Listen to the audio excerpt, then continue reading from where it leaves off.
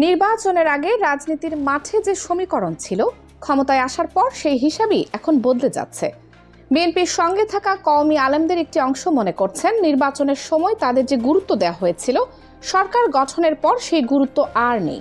ধর্ম মন্ত্রণালয়ের প্রতিমন্ত্রী হিসেবে শামীম কায়সার লিংকনের নিয়োগকে ঘিরে এই ক্ষোভ এখন প্রকাশ্য বিরোধী রূপ নিয়েছে।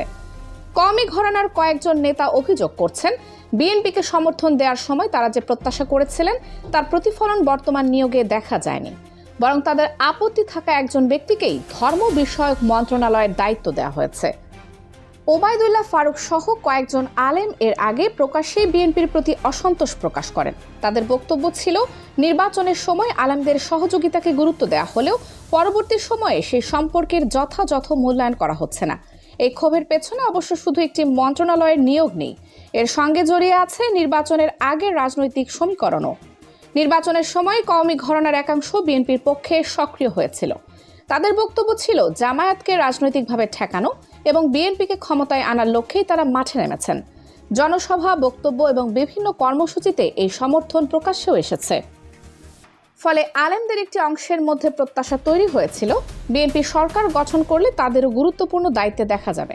বিশেষ করে ধর্ম মন্ত্রণালয়কে ঘিরে এমন প্রত্যাশার কথা রাজনৈতিক অঙ্গনে আলোচিত হয়েছে, কিন্তু সরকার গঠনের পর সেই প্রত্যাশা পূরণ হয়নি।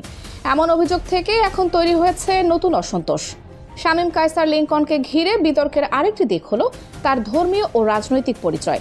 তিনি গাইবান্ধা 4 আসনের বিএনপির সংসদ সদস্য।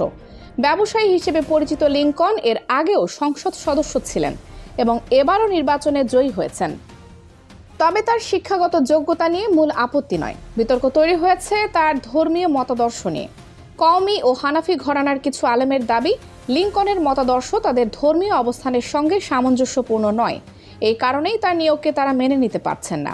নিয়োগের পর হেফাজতে ইসলাম ও জমিয়তে উলামায়ে ইসলামের কয়েকজন নেতা প্রকাশ্যে প্রতিবাদ জানিয়েছেন। তাদের মধ্যে মাওলানা জুনায়েদ আল হাবিবও রয়েছেন। তিনি এক বিবৃতিতে নিয়োগের সমালোচনা করে বলেন, এই সিদ্ধান্ত দেশের মুসলমানদের ধর্মীয় অনুভূতিতে আঘাত করেছে। একই সঙ্গে তিনি নিয়োগ পুনর্বিবেচনার দাবিও জানান। তাদের বক্তব্যের মূল জায়গাটা হলো, ধর্ম মন্ত্রণালয়ের মতো একটি গুরুত্বপূর্ণ জায়গায় এমন একজন ব্যক্তিকে দায়িত্ব দেওয়া হয়েছে যাকে তারা নিজেদের ধর্মীয় ধারার বাইরে মনে করছেন। এখানে আবার সামনে এসেছে পুরনো একটি রাজনৈতিক প্রশ্ন। নির্বাচনের সময় ধর্মীয় নেতৃত্বের সমর্থন নেওয়া আর ক্ষমতায় যাওয়ার পর তাদের প্রত্যাশা পূরণ করা, এই দুয়ের মধ্যে এত বড় পার্থক্য কেন তৈরি হয়?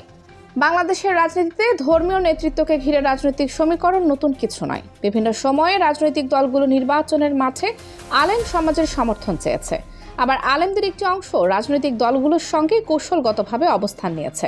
কিন্তু সমস্যা তৈরি হয় যখন এই সম্পর্ককে পারস্পরিক সমঝোতার বদলে শুধু নির্বাচনী প্রয়োজন হিসেবে দেখা হয়। বর্তমান পরিস্থিতিতেও ঠিক সেটাই সামনে এসেছে। আলেমদের একটি অংশ মনে করছে, নির্বাচনের সময় তাদের প্রয়োজন ছিল, কিন্তু সরকার গঠনের পর তাদের মতামতকে গুরুত্ব দেওয়া হয়নি। অন্যদিকে বিএনপির দিক থেকে এখন পর্যন্ত এই নিয়োগকে ঘিরে রাজনৈতিক সমীকরণের পূর্ণ ব্যাখ্যা সামনে আসেনি।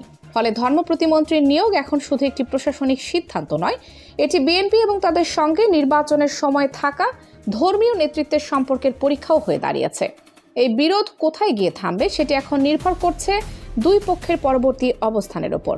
সরকার নিয়োগে অটল থাকবে নাকি আলেমদের আপত্তি বিবেচনা করে সিদ্ধান্ত পুনর্বিবেচনা করবে, সেটি এখন আলোচনার কেন্দ্রে। তবে একটি বিষয় স্পষ্ট, নির্বাচনের সময় যে রাজনৈতিক বোঝাপড়া তৈরি হয়েছিল, সরকার গঠনের পর সেই সম্পর্কের ভেতরে এখন চাপ তৈরি হয়েছে। আর ধর্ম মন্ত্রণালয়ের একটি নিয়োগ সেই চাপকে প্রকাশ্যে নিয়ে এসেছে। রাজনীতিতে সমর্থন, প্রতিশ্রুতি আর ক্ষমতার হিসাব, এই তিনটি যখন এক জায়গায় এসে মেলে না, তখনই তৈরি হয় এমন দূরত্ব। বিএনপি ও আলেম সমাজের মধ্যকার বর্তমান টানাপোড়েনের শেষ পর্যন্ত কোন দিকে যায়, সেটি এখন দেখার বিষয়। কানিজ ফাতেমা, সোমা, 0 টিভি।